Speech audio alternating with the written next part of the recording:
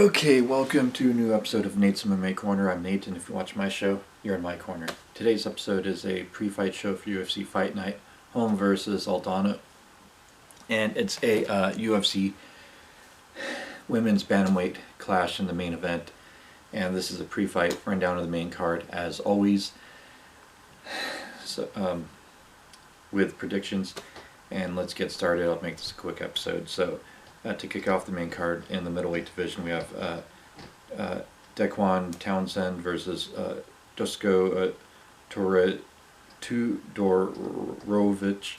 and I'm going to go with Dusko here. I'll say second round knockout.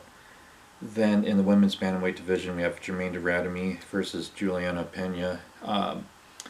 Juliana, I think, smart enough to use her wrestling, and I think she gets it done here by unanimous decision. She lands takedowns every round, and Germaine de Randamie has,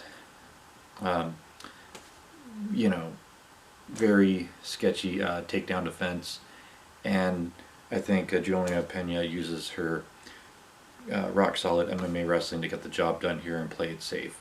Then in the heavyweight division, we have Yorgan De Castro versus Carlos Felipe.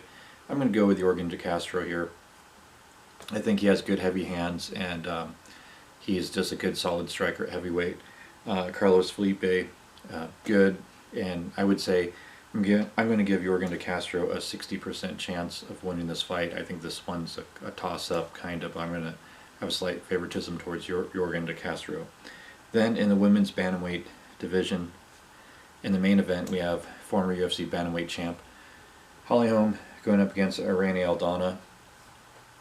And I think Irene Aldana overall has been looking like the better fighter, and I think Holly Holm's had a lot of wear and tear, and so I think this fight goes the distance, and I think Irene Aldana wins unanimous decision, 3 or 4 rounds to 1 or 2, and gets a big win here at bantamweight, and I think I can just see Holly Holm's gas tank being the contributing factor of her losing this fight, and also just the age and wear and tear.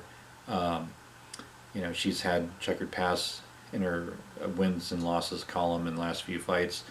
Irene Aldana's been more consistent, and she's a younger, hungrier fighter, and she's had good experience in her UFC career thus far. That'll play a factor in this fight.